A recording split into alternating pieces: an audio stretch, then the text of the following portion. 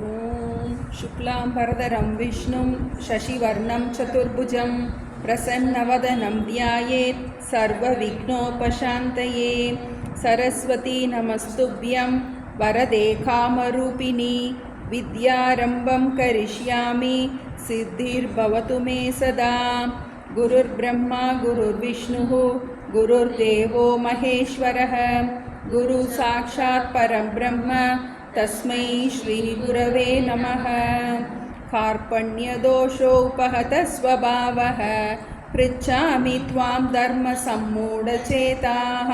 यश्रेयस्यात् निश्चितं ब्रूहि तन्मे शिष्यस्तेऽहं शाधिमां त्वां प्रपन्नम्। ॐ पार्थाय प्रतिबोधितां भगवता नारायणेन स्वयं व्यासेन ग्रथितां पुराणमुनिना मध्ये महाभारतम् अद्वैतामृतवर्षिणीं भगवतीम् अष्टादशाध्यायिनीम् अम्ब त्वामनुसन्दतामि भगवद्गीते भवद्वेषिणी। नमोऽस्तु ते व्यासविशालबुद्धे पुल्लारविन्दायतपत्रनेत्र येन त्वया भारततैलपूर्णः प्रज्वालितो ज्ञानमयः प्रदीपः। प्रपन्नपारिजाताय स्तोत्रवेत्रैकपाणये ज्ञानमुद्राय कृष्णाय गीतामृतदुहे नमः। सर्वोपनिषतो गावः दोक्ता गोपालनन्दनः पार्थो वत्सः सुधीर्भोक्ता दुग्धं गीतामृतं महत्। वसुदेवसुतं देवं कंसचाणूरमर्दनं देवकी परमानन्दं कृष्णं वन्दे जगद्गुरुं।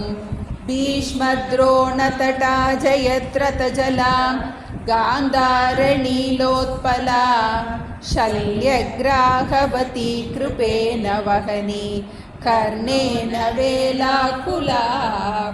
अश्वत्थामविकर्णघोरमकरा दुर्योधनावर्तिनी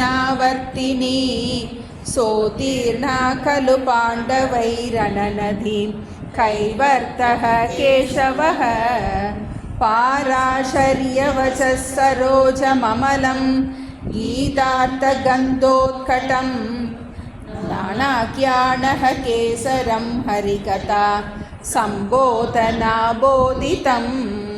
लोके सज्जनषट्पथैरहरः पेपीयमानं मुदा भूयात् भारतपङ्कजं कलिमल प्रध्वंसिनः श्रेयसे। मूकं करोति वाचालं पङ्गुं लङ्घयते गिरिं यत्कृपातमहं वन्दे परमानन्दमाधवम्।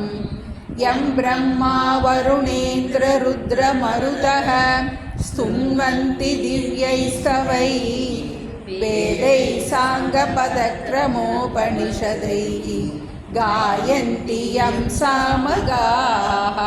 ध्यानावस्थिततद्गतेन मनसा पश्यन्ति यं योगिनः यस्यान्तं न विदुःसुरासुरगणाः।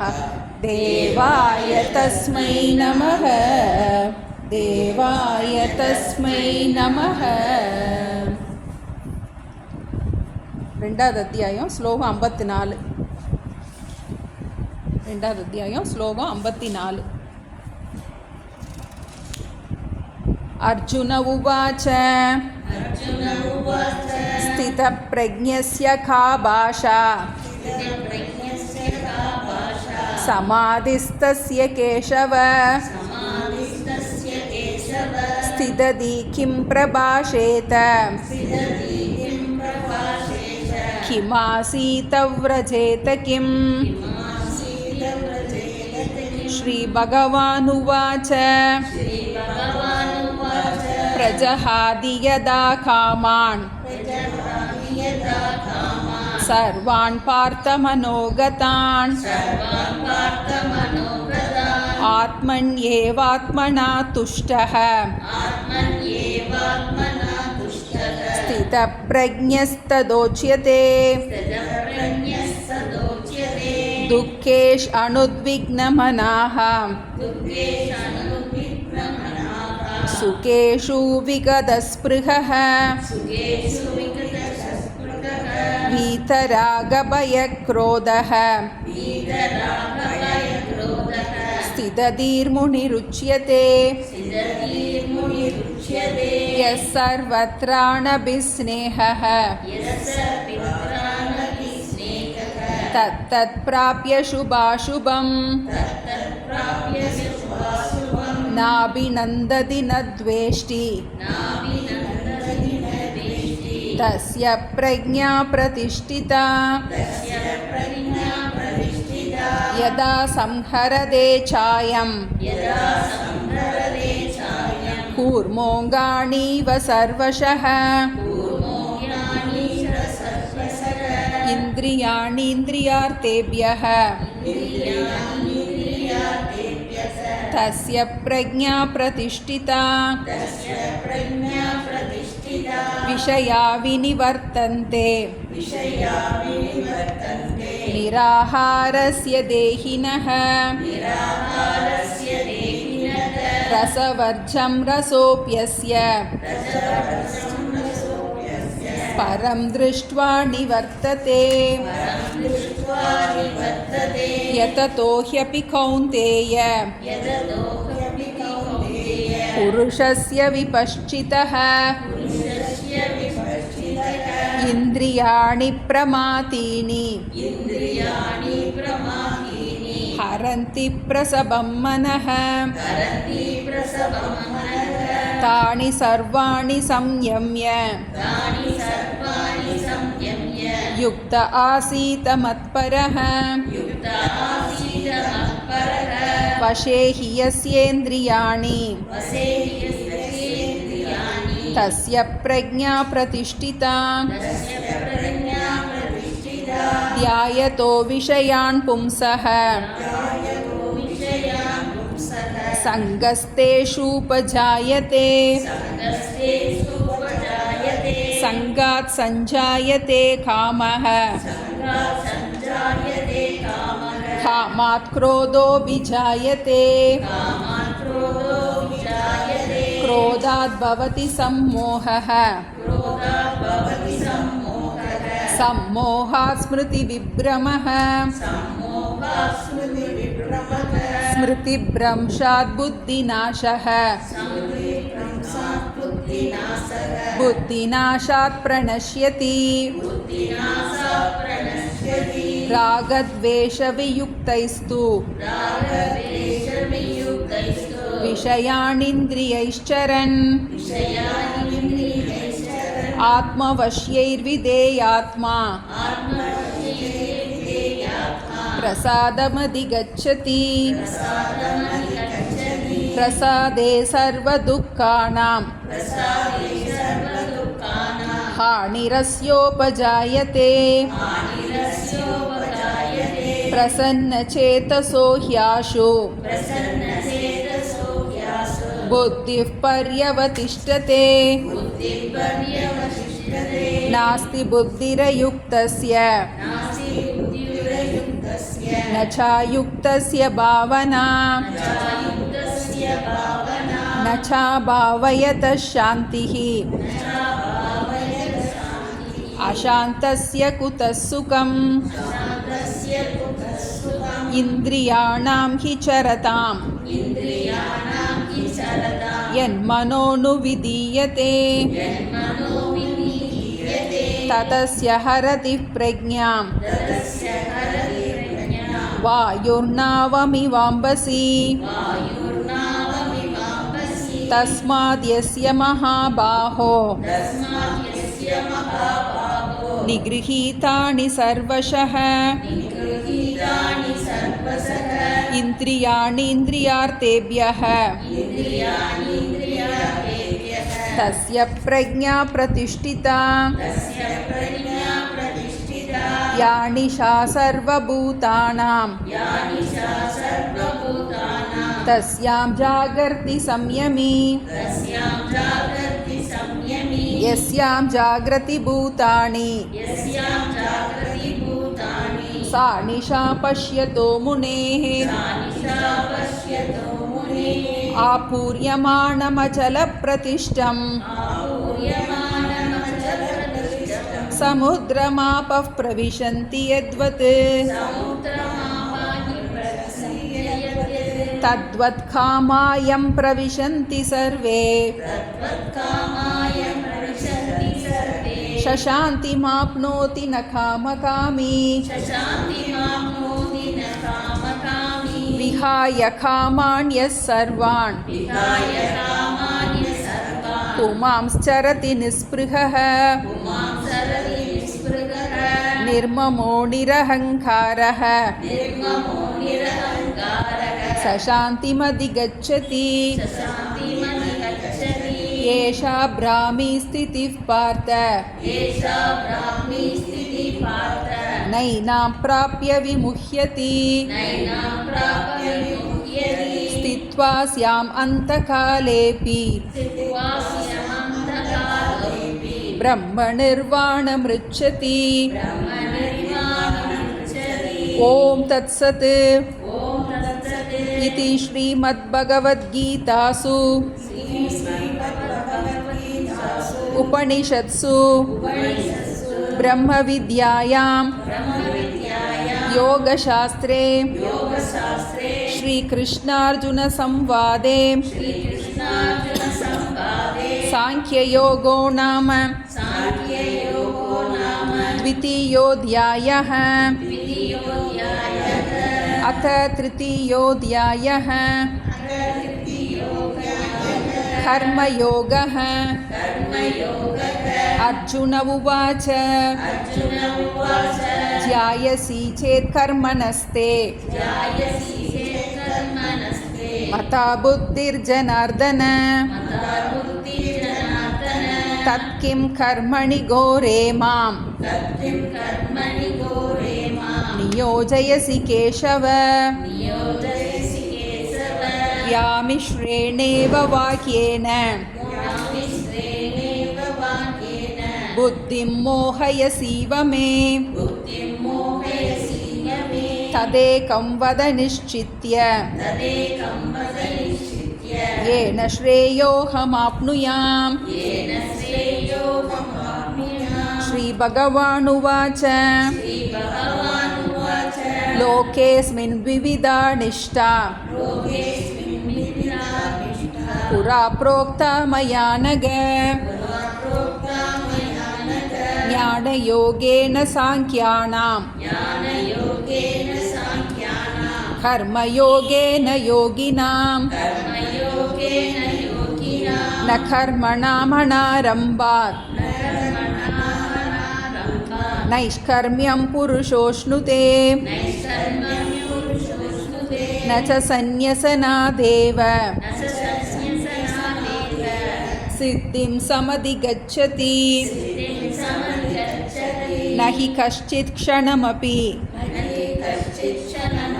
जातु तिष्ठत्य कर्मकृत् कार्यते ह्यवशः कर्म सर्वप्रकृतिजैर्गुणैः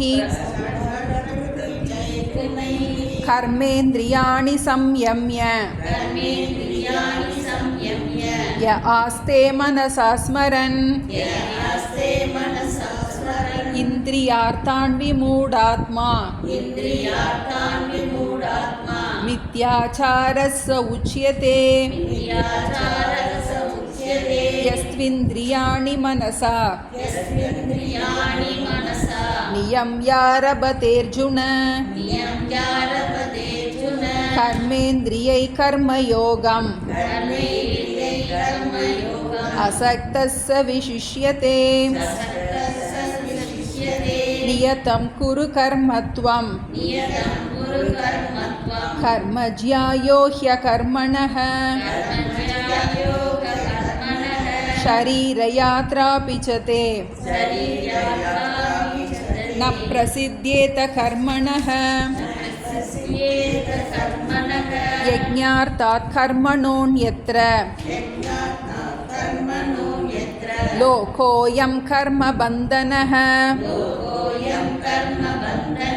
तदर्थं कर्म कौन्तेय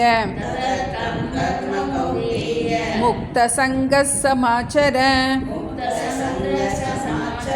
सह यज्ञा प्रजा सृष्ट्वा पुरोवाच प्रजापतिः अनेन प्रसविष्यध्वम् एष वोत्विष्ट कामधुक् देवान् भावयतानेन ते देवा भावयन्तु वः परस्परं भावयन्तः श्रेयः परमवाप्स्यत इष्टान् भोगान् हि वो देवाः दास्यन्ते यज्ञभाविताः तैर्दत्तानप्रदायैभ्यः यो भुङ्क्तेस्तेन एव सः यज्ञशिष्टासिनः सन्तः मुच्यन्ते सर्वकिल्बिषैः भुञ्ज्यते ते त्वगं पापाः ये पचन्त्यात्मकारणात् अन्नाद् भवन्ति भूतानि पर्जन्यादन्नसम्भवः यज्ञाद् भवति पर्जन्यः यज्ञकर्मसमुद्भवः कर्म ब्रह्मोद्भवं विद्धि ब्रह्माक्षरसमुद्भवम् तस्मात् सर्वगतं ब्रह्म नित्यं यज्ञे प्रतिष्ठितम् एवं प्रवर्तितं चक्रं नानुवर्तयति हयः अघायुरिन्द्रियारामः मोघं पार्थ स जीवति यस्त्वात्मरतिरेव स्यात् आत्मतृप्तश्च मानवः आत्मन्येव च सन्तुष्टः तस्य कार्यं न विद्यते नैव तस्य कृतेनार्थः न कृतेनेह कश्चन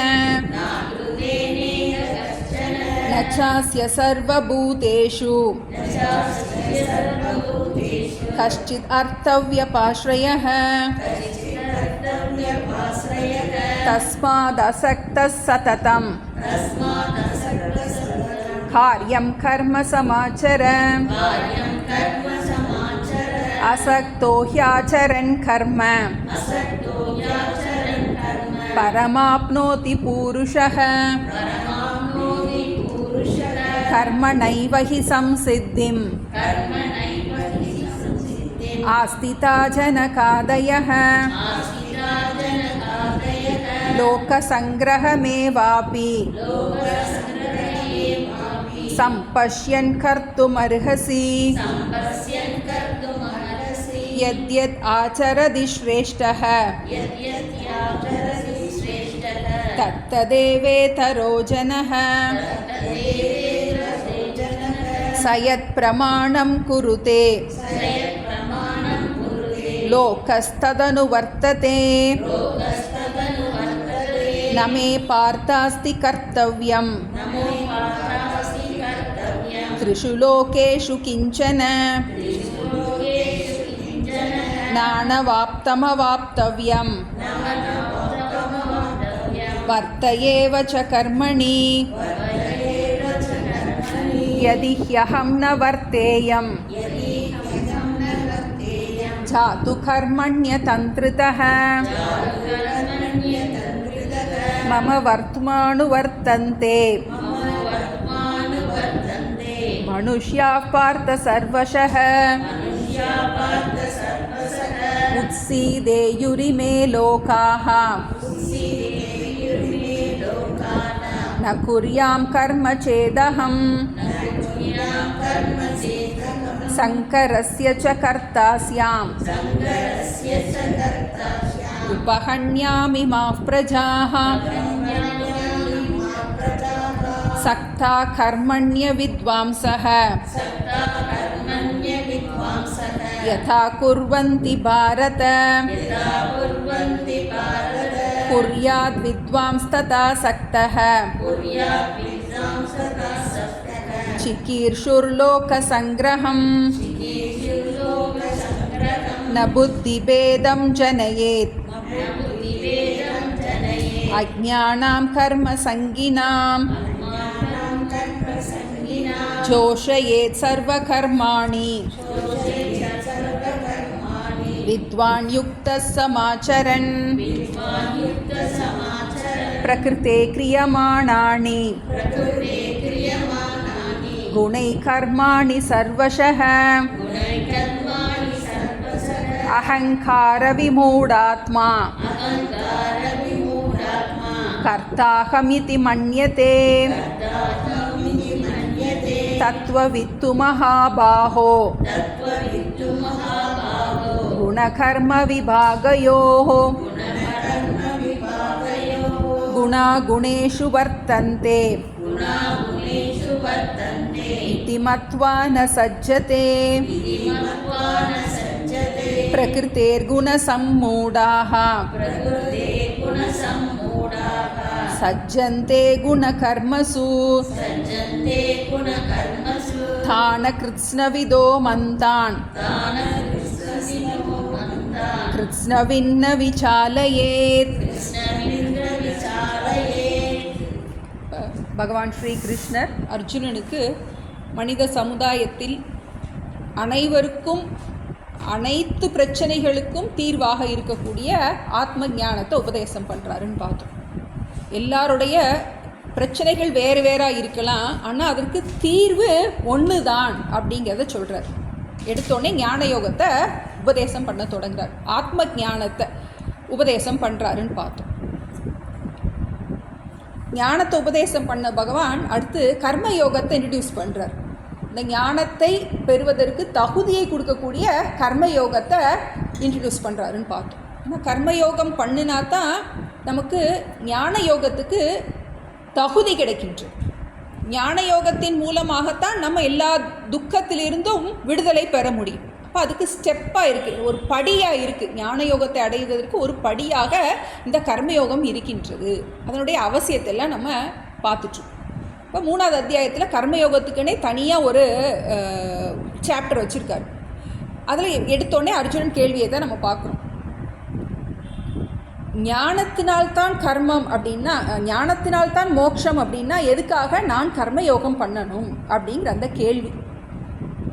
ஞானத்தினால்தான் மோட்சம் என்றால் நான் ஏன் கர்மயோகம் பண்ணணும், நேரடியாக நான் ஞான யோகத்துக்கே போயிடலாமே அப்படின்னு ஒரு கேள்வியை கேட்குறான். எந்த அர்ஜுனன்? பீஷ்மரையும் துரோணரையும் பார்த்து கொல்ல விருப்பப்படாமல் யுத்த களத்திற்கு வந்துட்டு ஓடி போகணும்னு நினைக்கிற அர்ஜுனன். இங்கே வந்ததுக்கப்புறம் நான் பிக்ஷை வாங்கி சாப்பிட்டுக்கிடுறேன், அவங்களெல்லாம் கொல்ல விரும்பலை அப்படின்னு சொல்கிற அர்ஜுனன். எந்த அர்ஜுனன்? இவன் ஏற்கனவே வனவாசத்தில் இருந்தவன் தான். நிஜமாவே அவனுக்கு ராஜ்யத்தில் ஆசை இல்லைன்னா அவன் யுத்தத்துக்கு வராமல் அங்கே இருந்திருக்கலாம், காட்டில் இருந்திருக்கலாம் இல்லையா? எதுக்கு யுத்தத்துக்கு வரணும்? எல்லாம் சொந்தக்காரங்க தான், அவங்க கூட எதுக்கு சண்டை போடணும்னு என்ன பண்ணியிருக்கலாம்? அத்தனை வருஷம் அங்கே இருந்திருக்கான். இருந்துட்டு ராஜ்யத்தில் பாகம் வேணுங்கிற எண்ணத்தில் தான் வந்திருக்கான்.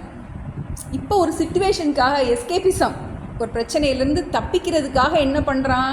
எனக்கு வேண்டாம் அப்படிங்கிறான். உண்மையிலேயே அவனுக்கு ஆசை இல்லாமல் இல்லை, அதுக்காக தான் சொல்கிறார். அவனுக்கு பக்குவம் இல்லாமல் உனக்கு ஞான யோகத்துக்குள்ளே நீ என்ன பண்ண முடியாது, போக முடியாது. அப்போ அந்த பக்குவம் நமக்கு கர்மயோகம் எதனாலன்னு பார்த்தோம், எதிர்பார்ப்புகளை குறைக்கின்றது, ஆசைகளை கொஞ்சம் கொஞ்சமாக குறைக்கிறதுக்கு தான் கர்மயோகம். ஞான யோகம்ங்கிறது முழுமையாக எல்லா ஆசைகளும் நம்ம விடுபடுறது. பிரஜகாதி யதா காமான் சர்வான் பார்த்த மனோகதான் ஆத்மன் ஏவ ஆத்மனா துஷ்டக. எதனால் எல்லா ஆசையிலிருந்தும் ஞானியால் விடுபட முடியுது அப்படின்னா, ஆத்மன் ஏவ ஆத்மனா துஷ்டக, அவர் தன்னில் தான் நிறைவாக இருக்கும் அந்த ஞானம் அவருக்கு இருக்கு. சந்தோஷத்துக்காக வேற யாரையும் சார்ந்தில்லாத அந்த நிலை இருக்குது. இப்போ அதனால தான் அவர் கர்மயோகத்தை ரொம்ப அதிகமாக சொல்கிறார். எப்படிப்பட்ட அர்ஜுனன், ஏற்கனவே உனக்கு அதுக்கு யோகியதை இல்லை, ஞான யோகத்துக்கு உனக்கு யோகியதை இல்லை, அதனால தான் பக்குவத்துக்காக நீ கர்மயோகத்தை பண்ணு அப்படிங்கிற. இப்போ கர்மயோகம்னா கர்மயோகத்தை எப்படி பண்ணுறது? இப்போ கர்மண்யேவ அதிகாரஸ்தே மாபலேஷு கதாச்சன மா கர்ம பலஹேதுர்பு மாத்தே சங்கோஸ்வ கர்மணி. கர்மத்தை செய்வதற்கு தான் உனக்கு அதிகாரம் இருக்கின்றது, பலனில் உனக்கு முழு அதிகாரமும் இல்லை. அதிகாரம் இல்லைன்னா என்ன அர்த்தம், நீ எக்ஸ்பெக்ட் பண்ணுறதெல்லாம் நடக்காது அப்படிங்கிறத சொல்கிறேன். அதிகாரம் இல்லைன்னா இது இப்படித்தான் எனக்கு பலன் கிடைக்கணும்னு நீ டிசைட் பண்ண முடியாது. நம்ம ஒரு காரியத்தை பண்ணுறோம், முழு ஸ்ரத்தையோடு பண்ணுறோம், ஆனால் அதில் நமக்கு சக்ஸஸ் வர்றதுக்கும் ஃபெயிலியர் வர்றதுக்கும் பலவிதமான காரணங்கள் இருக்கலாம். நான் எல்லா முயற்சியும் போட்டிருந்துருக்கலாம், அவ்வளோ ஸ்ரத்தையாக பண்ணியிருந்திருக்கலாம். நம்மளே பார்ப்போம், வாழ்க்கையில் பல சமயங்களில் நம்ம நினச்சது மாதிரி நடந்திருக்காது, எவ்வளோதான் முயற்சி பண்ணினாலும். அதனால அவர் என்ன சொல்கிறாரு, உன்னுடைய எதிர்பார்ப்பு எப்போவுமே நடக்காது, அதனால பலனில் உனக்கு அதிகாரம் இல்லை, பலன் இப்படித்தான் இருக்க வேண்டும் என்று நிர்ணயம் பண்ணும் அதிகாரம் உனக்கு கிடையாது.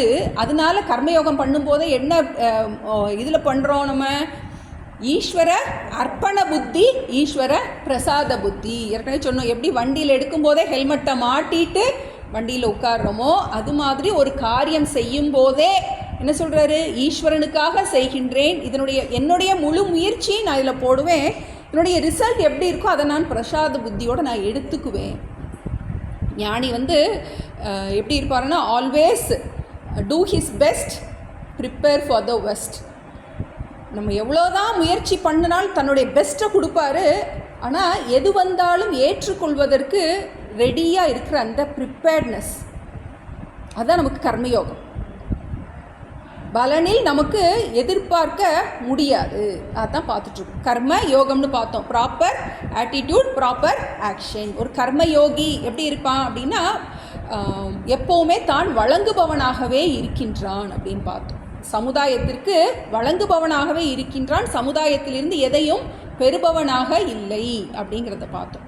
பகவான் சிருஷ்டி பண்ணும் போதே எல்லாரும் ஒருத்தர்கிட்ட ஒருத்தரை என்ன பண்ணுங்க, பங்கிட்டு இந்த உலகத்தை நீங்கள் நன்றாக பயன்படுத்துங்கள் அப்படின்னு சொன்னாருன்னு பார்த்தோம். உலகம் நம்முடைய சேவைக்காக, நம்முடைய தேவைக்காக அல்ல. போன கிளாஸில் தான் பார்த்தோம். அது மாதிரி இன்னொன்று பார்த்தோம், உறவுகள் நமக்கு பக்குவத்தை கொடுப்பதற்காக, சந்தோஷத்தை மட்டும் கொடுப்பதற்காக அல்ல அப்படிங்கிற சில விஷயங்கள் நம்ம பார்த்தோம். இப்போ பகவான் என்ன சொல்கிறாரு, அப்படி ஞானியாக இருந்தாலும் நீ என்ன பண்ணு, கர்மயோகத்தை விடாத அப்படிங்கிறார். ஏன்னா உனக்கு வழிகாட்ட வேண்டிய பொறுப்பு இருக்கின்றது. அதனால் ஜனகர் முதலானவர்கள் என்ன பண்ணுறாங்க, இல்லறத்தில் இருந்து கொண்டே கர்மத்தை கர்மயோகமாக பண்ணி, நம்மளுடைய கடமைகளை கர்மயோகமாக பண்ணி, பலனில் பற்றில்லாமல் கர்மயோகமாக பண்ணி பக்குவம் அடைந்து ஞானத்தை பெற்றார்கள். அதுபோல் நீயும் என்ன பண்ணு, இந்த கர்மத்தை உன்னுடைய பக்குவத்திற்காக பயன்படுத்து. சுயநலமாக இருந்த நீ சுயநலம் இல்லாமல் கடமையை செய்து பக்குவத்தை அடைந்து மோட்சத்தை அடைவாயாக அப்படிங்கிறத ஸ்டெப் பை ஸ்டெப்பாக கொண்டு வந்துட்டுருக்காருன்னு பார்த்தோம். இப்போ நமக்கு முக்கியமான இடத்துல ஆழமான விஷயத்தை பற்றி சொல்லிகிட்டு இருந்தார். 27, 28 நம்ம திரும்ப பார்ப்போம். ஏன்னா அது கொஞ்சம் ரொம்ப நமக்கு டஃப்பான ஏரியா மாதிரி தெரியும். ஏன்னா இப்போ தான் தத்துவத்தை உள்ளே கொண்டு வர்றார். ஞானியுடைய லட்சணம் என்ன, அஞ்ஞானியுடைய லட்சணம் என்ன, அதுக்கு அந்த பிரகிருத்தே கிரியமானானி குணை கர்மாணி சர்வசக அகங்கார விமூடாத்மா கர்த்தா அகம் இதி மன்யத்தே. அகம், நான். ஞானி என்ன பண்ணுறான், அஞ்ஞானி என்ன பண்ணுறான், இந்த உடலையே நான் பயன்படுத்துகின்றான். இந்த நான்கிற அந்த சொல்லில் தான் ஞானிக்கும் அஞ்ஞானிக்கும் வித்தியாசம் இருக்குது. அந்த நான்கிறத எதை பயன்படுத்துகிறோம்? ஏன்னா ஆரம்பத்தில் எடுத்த உடனேயே பண்டிதாக ந அனுஷோச்சந்தின்னு சொல்லும் போதே அவர் சொல்லும் போதே என்ன சொல்கிறாரு? இந்த ஞானி இந்த உடலுக்கு வேறான அந்த தத்துவத்தை நான் புரிஞ்சு வச்சுருக்காரு.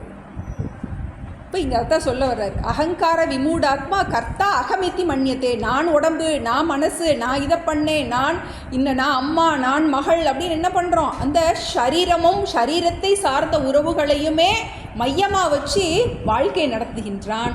ஆனால் தத்துவத்தை அறிந்த அந்த ஞானி என்ன செய்கிறான்? குணா குணேஷு வர்த்தந்தே இத்தி மத்வா ந சஜ்ஜத்தே. இந்த பஞ்சபூதமான இந்த உடலோடு விவகாரம் பண்ணிக்கிட்டு இருக்கு. ஆத்மா எந்த விவகாரமும் பண்ணுவதில்லை. விவகாரம் பண்ணுறது எல்லாம் என்னது? உடல் மனம்தான் விவகாரம் பண்ணிக்கிட்டு இருக்குது. நம்மக்கிட்ட 2 நான் இருக்குது அப்படிங்கிறத பார்த்தோம். ஒரு பெரிய நான், ஒரு சின்ன நான். உடல் மனம் புத்திங்கிற நான் சின்ன நான், ஆத்மாங்கிற நான் பெரிய நான். ஏற்கனவே நமக்கு 2வது அத்தியாயத்திலே சொன்னார், ஆத்மா அனாத்ம விவேகம். ஆத்மாவோட லட்சணத்தை சொல்லிட்டு வந்த பகவான் ஒரே ஒரு ஸ்லோகத்தில் அனாத்மா லட்சணத்தை சொன்னார். மாத்ரா ஸ்பர்ஷாஸ்து கௌந்தேய சீதோஷ்ண சுக துக்கதா ஆகமாக அபாயினக அனித்யாக தாம் திதிக்ஷஸ்வ பாரத.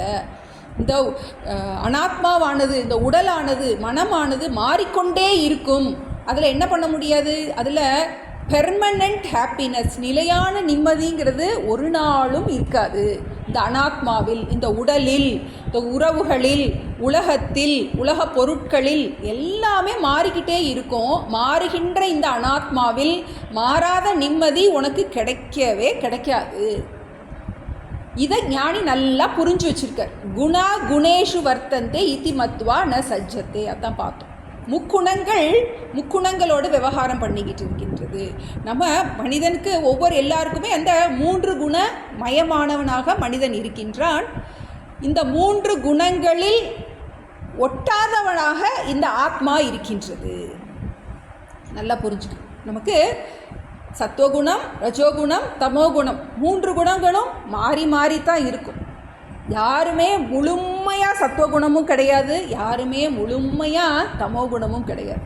எல்லாம் இருக்கின்ற அந்த காம்போசிஷன், மிக்சர், அப்படி தான் எல்லாருமே இருப்பாங்க. இதை ஞானி புரிஞ்சுக்கிறார். இந்த முக்குணங்களுக்கு வேறானவனாக நான் இருக்கின்றேன் அப்படின்னு புரிஞ்சுட்டு இதி மத்வா ந சஜ்ஜத்தே. இதை என்ன பண்ணுறதில்ல, அவர் பந்தப்படுவதே இல்லை. இதை புரிஞ்சுக்கிட்டா பந்தப்படுவதே இல்லை. ஞானிக்கு பிரச்சனை வருமா? வரும். பரமதாந்த சாமி சொல்லுவாங்க, ஞானிக்கு பிரச்சனை எப்படின்னா யானைக்கு கொசு கடிச்சது மாதிரியா. ஏன்னா அவர் ஹி பிகம்ஸ் திக் ஸ்கின்டு. என்ன அது? யானைக்கு கொசு கடிச்சா வலிக்காது, நமக்கு கொசு கடிச்சா வலிக்குது.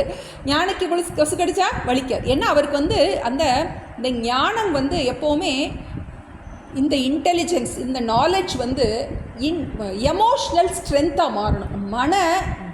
மனோபலமாக மாற வேண்டும்.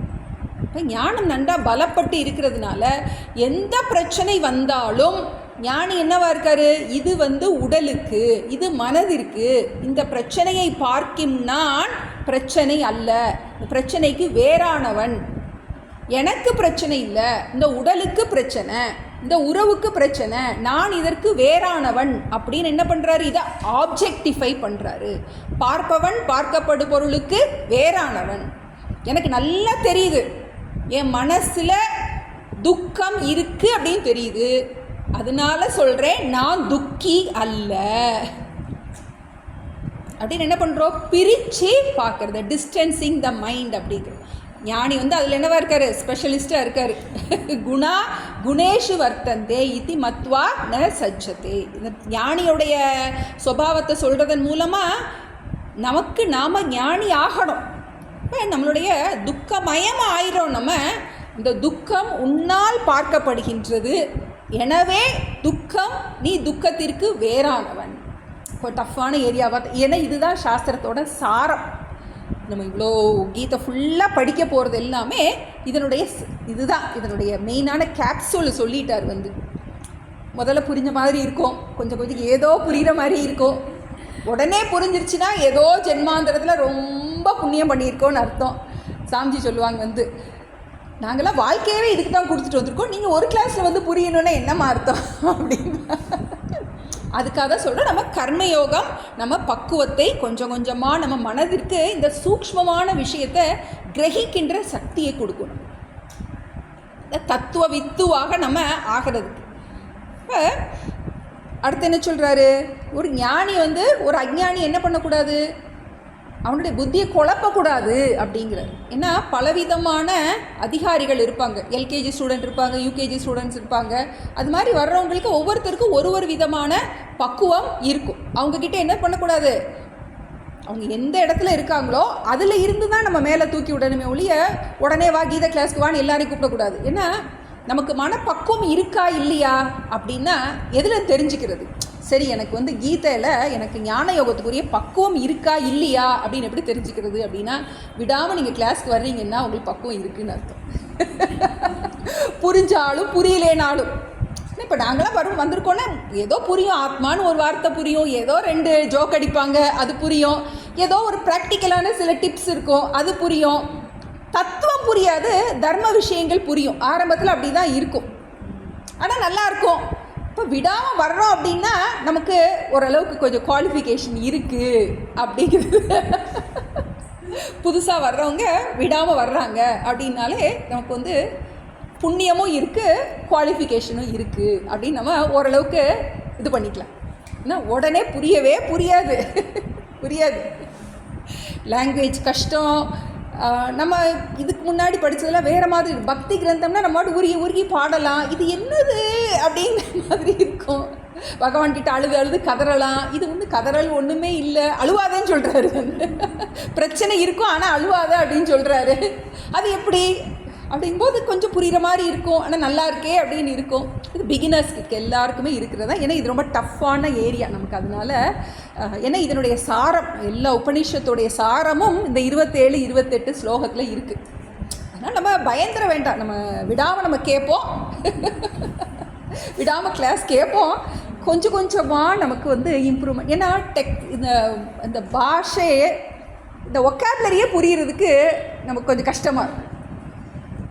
அந்த பதங்கள் புரியணும், பிரகிருத்தின்னு சொல்கிறோம், குணம்னு சொல்கிறோம், தத்துவவித்து சொல்கிறோம், இந்த மாதிரி இந்த டேர்ம்ஸே நமக்கு உள்ளே போகிறதுக்கு கொஞ்சம் டைம் எடுக்கும். அதனால் ஒன்றும் பயந்துட வேண்டாம், நம்ம விடாமல் படிக்க நமக்கு ஈஸியாக புரியும் நமக்கு.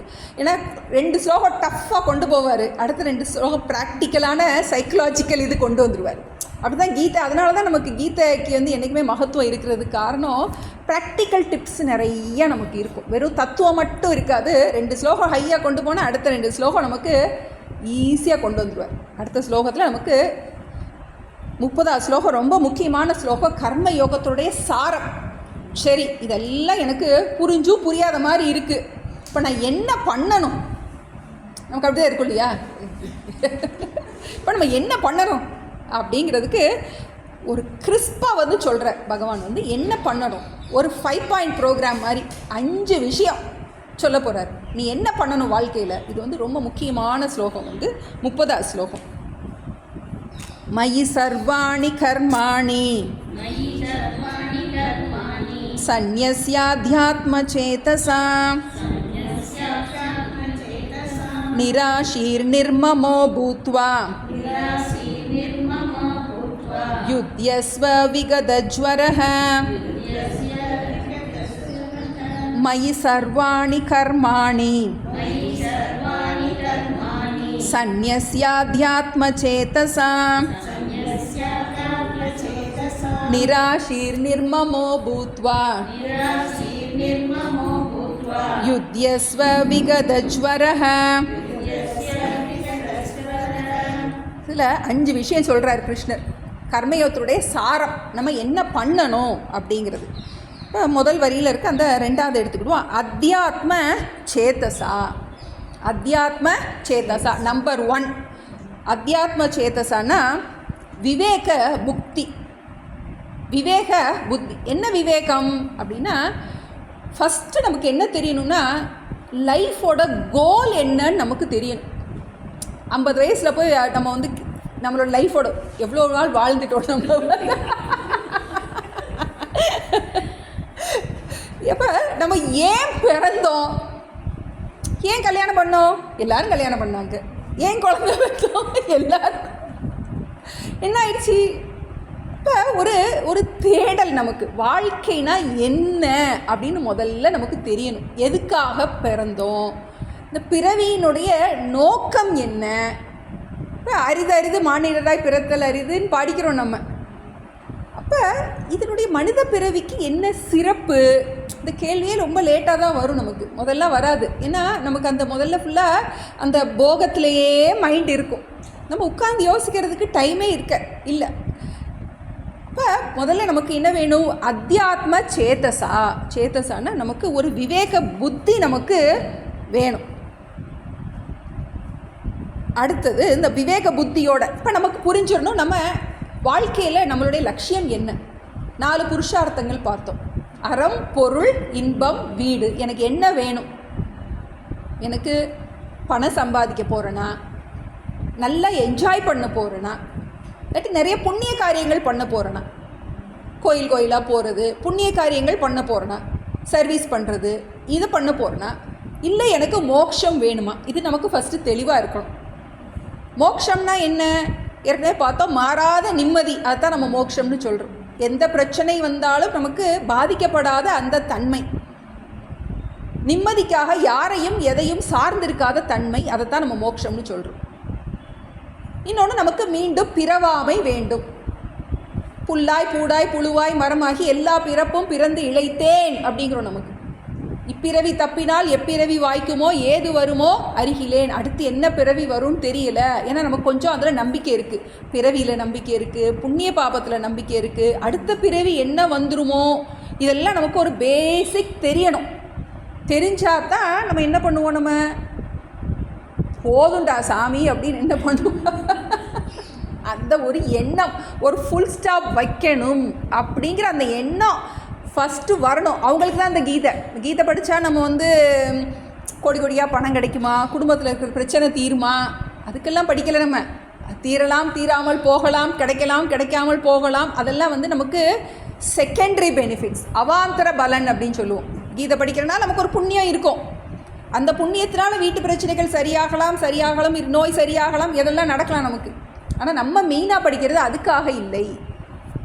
இந்த பிறவியில் இருக்கின்ற, ஏற்கனவே பார்த்தோம் கீதா மகாத்மியத்தில் பார்த்தோம், இந்த தராதேவி மகாவிஷ்ணு கிட்ட கேட்குறா, எதுக்காக கீதை, எனக்கு இந்த கஷ்டமான பிராரப்தத்தில் நான் மாட்டிக்காமல் இருக்கிறதுக்கு, வழி இல்லாமல் இருக்கிறதுக்கு, துன்பம் இல்லாமல் இருக்கிறதுக்கு எனக்கு வழியை சொல்லு அப்படின்னு கேட்கும்போது மகாவிஷ்ணு சொல்கிறாரு, கீதையை நீயே விடாமல் தியானம் பண்ணி அதுபடி உன்னுடைய வாழ்க்கையை அமைச்சின்னா உனக்கு எல்லா பிரச்சனைகளிலும் நீ விடுபடலாம் அப்படின்னு முதல்ல தொடங்குச்சு. கீதா மகாத்மியத்தில் நம்ம படித்தோம்.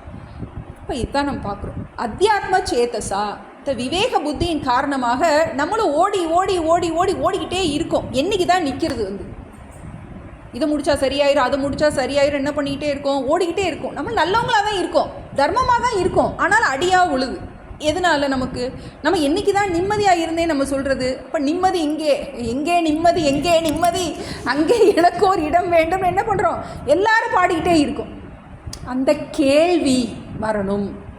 அப்போ அந்த நிம்மதியை தேடுறது தான் என்னுடைய லட்சியங்கிறத கொண்டு வரணும். அதுதான் அத்தியாத்ம சேதசா, அந்த விவேக புத்தி. இவ்வளோ நாள் நான் அனாத்மாவில் நிம்மதியை தேடிக்கிட்டே இருந்திருக்கேன், தப்பான இடத்துல என்ன பண்ணிகிட்டு இருக்கேன், நிம்மதியை தேடிக்கிட்டே இருந்திருக்கேன். அதில் நிம்மதி கொஞ்ச நாள் வரும், அப்புறமாட்டி போகும், அப்புறம் கொஞ்ச நாள் வரும், வந்து என்ன பண்ணிக்கிட்டே இருக்கும், ஆகமாக அபாயினக அனித்தியாக, அப்பான்னு முடிச்சுட்டு இந்த பொறுப்பு முடிச்சுட்டு உட்காந்துருப்போம், அடுத்து ரெடியாக வரும், அடுத்தது வரும். மாறி மாறி என்னாகும், நமக்கு உடம்பு சோம்பலாம் போகும், கூட இருக்கவங்களுக்கு சோம்பலாம் போகும், பெரியவங்களுக்கு சோம்பலாம் போகும், சின்னவங்களுக்கு சோம்பலாம். ஒரு சின்ன உதாரணம், வீட்டில் ஃப்ரிட்ஜ் ரிப்பேர் ஆகும், அது ரிப்பேர் ஆகும், புதுசாக ஒரு ஜாமான் வாங்குவோம். இந்த மாதிரி goes on and on and on and on. அது மாதிரி அலை ஓஞ்ச மாதிரியே இல்லையே. தினப்படி இன்றைய கவலைன்னு எழுதி வச்சுக்கலாம், தினசரி தியானம் மாதிரி ஒரு போர்டில் எழுதி வச்சுக்கலாம், இன்றைய கவலை. ஏதாவது ஒன்று நடக்கும், வேலைக்காரி வரமாட்டா, ஏதோ ஒன்று. இப்போ இப்படியே போயிட்டே இருக்கேன், என்றைக்கு தான் நான் முழுமையாக நிம்மதி அடைகிறது அப்படின்னு ஒரு தேடல் வருவது. எனக்கு லட்சியம் ஏதோ மோட்சம்னு சொல்கிறாங்களே, அது என்னன்னு தான் பார்ப்போம். நம்ம ஏதோ கிளாஸ் கீதையெல்லாம் கிளாஸ் எல்லாம் நடக்கிறாங்களே, என்னன்னு தான் பார்ப்போம் அப்படின்னு ஒரு தேடுதல் வர்றத அத்தியாத்ம சேதசா. நம்பர் 1 ஃபஸ்ட்டு முதல்ல இந்த குவாலிஃபிகேஷன். ஏன்னா எப்படி ஒரு டாக்டர் படிக்கணும் அப்படின்னா உனக்கு டாக்டர் ஆகணுங்கிற எண்ணம் இருந்தால் தான் நீட் எழுத போவ நீ வந்து. அது மாதிரி எனக்கு போதும், நான் தர்ம அர்த்த காமம்லாம் பார்த்துட்டேன். நான் வந்து அதிலெல்லாம் நல்ல பூர்ணமான நிம்மதி இல்லை இருக்குது. கொஞ்ச நாள் கிடைக்குது, ஆனால் அதுக்கப்புறம் ஏதோ பிரச்சனை மாறி மாறி வந்துக்கிட்டே இருக்கே. இன்னும் இதில் வந்து பூர்ணமாக நிம்மதி கிடைக்கும்னு சொல்கிறாங்களே அப்படின்னு சொல்லிட்டு அந்த இனிமேல் நான் வந்து லைஃப்பில் இதுக்கு முக்கியத்துவம் கொடுக்குறேன் அப்படின்னு சொல்லிட்டு இதுக்காக வாழ்க்கையை கொடுக்க தயாராக இருப்பது. இப்போ இது அத்தியாத்ம சேதசா, அந்த விவேக புத்தி. நம்பர் 1. அதோட என்ன பண்ணணும்? சர்வாணி கர்மாணி மயி சந்நியஸ்ய. நம்பர் 2, சர்வாணி கர்மாணி, எல்லா காரியங்களையும் எல்லா கடமைகளையும் மயி சந்நியஸ்ய, எனக்கு அர்ப்பணம் செய் அப்படிங்கிற. என்ன பண்ணுற? உனக்கு விவேக புத்தி வந்துருச்சு, கர்மயோகம் பண்ணணும்னு நினைக்கிற. கர்மயோகம் பண்ணணும்னா என்ன பண்ணணும்? உன்னுடைய காரியங்கள் எல்லாத்தையும் ஈஸ்வர அர்ப்பண புத்தியாக செயல்படு. வேறு ஒன்றும் கிடையாது, ஆட்டிடியூடில் தான் மாத்திரம். இவ்வளோ நாள் நம்ம வீட்டு காரியங்களை பண்ணிகிட்டு இருக்கும்போது பலனை எதிர்பார்த்தே பண்ணிகிட்டு இருந்தோம். இவங்களுக்காக பண்ணணும், அவங்களுக்காக பண்ணணும். இப்போ பகவானுக்காக நம்ம காரியம் பண்ணுறோம். ஈஸ்வர அர்ப்பண புத்தி, ஈஸ்வர பிரசாத புத்தி.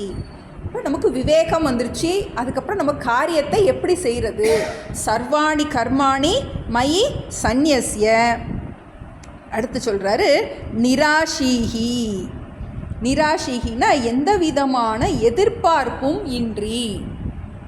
ஆஷிகினா எதிர்பார்ப்பு, நிராஷினா எதிர்பார்ப்புகள் இன்றி. நிர்மமக பூத்வா, மமகாரம் இன்றி, எந்த விதமான எதிர்பார்ப்பும் இன்றி. நம்ம கடமை செய்யும்போது என்னாகும்னா, நம்ம ஒரு காரியம் பண்ணும்போது கடமையை செய்யும்போது ஒரு உரிமையை எதிர்பார்க்க தொடங்கிடும். நான் பிள்ளைகளை வளர்த்தேன், அப்போ என்ன பண்ணுறோம்? நம்ம திருப்பி அவங்ககிட்ட அன்பு பாசத்தை எதிர்பார்க்குறோம். இப்போ நம்மளுடைய கடமைகள்லேருந்து என்ன பண்ணுறோம்? ஒரு எதிர்பார்ப்பு வருகின்றது.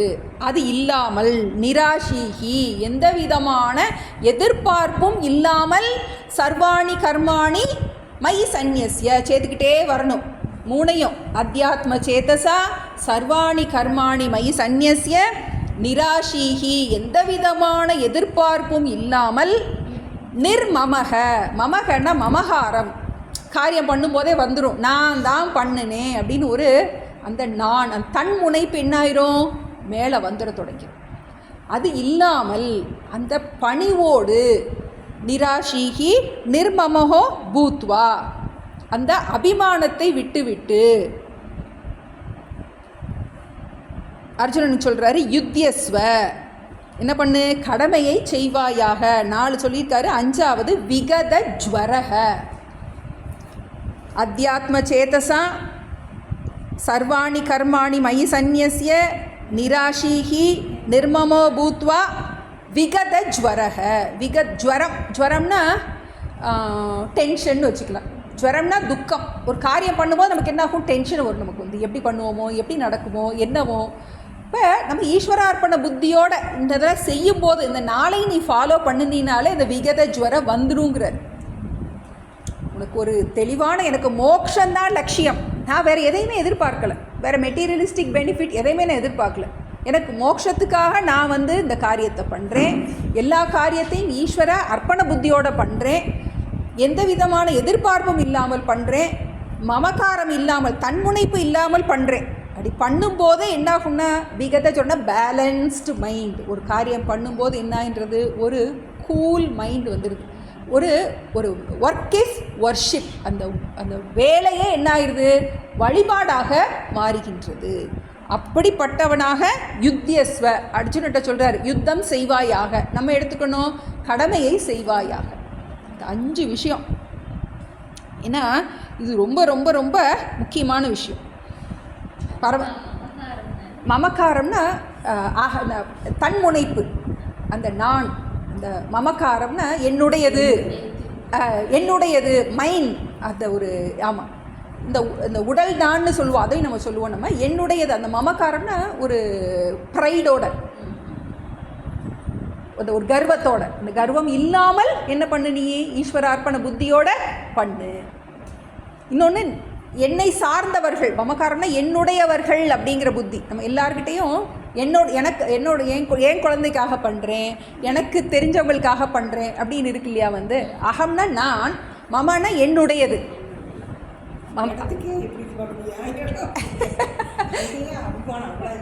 ஆமாம், நம்ம ஆமாம் அங்கே கிளாஸுக்கெலாம் போகும்போது ஒரு இடத்துல உட்காந்து பழகிட்டோன்னா அந்த இடத்து மேலே அபிமானம் வந்துடும். ஏன் இடம் அப்படின்னு அதில் அவ்வளோ ஒரு அட்டாச்மெண்ட் வந்துடும். அங்கே உட்காந்தாதான் நமக்கு அப்படிங்கிறது மாதிரி அந்த ஒரு சின்ன சின்ன விஷயத்தில் என்ன ஆகும் நமக்கு. அது மாதிரி என் குழந்தை, என்னோட வீடு, என்னோட உடைமை, என்னோட ஃபோனு, என்ன பண்ணுறோம் அதில் ஒன்று நமக்கு அட்டாச்மெண்ட் வருது நமக்கு. அப்போ அந்த அட்டாச்மெண்ட் ரெண்டு இல்லாமல் நிர்மமக, அட்டாச்மெண்ட் இல்லாமல், இன்னொன்று அந்த அந்த தன்முனைப்பு இல்லாமல், ரெண்டுக்குமே அந்த மமக்காரம்னு போடுறாரு. ஒன்று ஹியூமிலிட்டி, இன்னொன்று நான் அட்டாச்டு. அந்த இதோட பற்றில்லாமல். இப்போ ஒரே விஷயந்தான் பக்கத்து வீட்டு குழந்தைக்கு நடக்கிறதுக்கும் நம்ம வீட்டு குழந்தைக்கு நடக்கிறதுக்கும் நம்ம எப்படி எடுத்துக்கிறோம் நம்ம இருக்கு இல்லையா. அது மாதிரி அந்த ஒரு அதை பேலன்ஸ் பண்ணு அப்படிங்கிற. ஏன்னா எதனால் சொல்கிறார் அப்படின்னா, நம்ம வீட்டு பிள்ளை பரீட்சை எழுதும் போது நம்ம டென்ஷன் ஆகும். அடுத்த பிள்ளை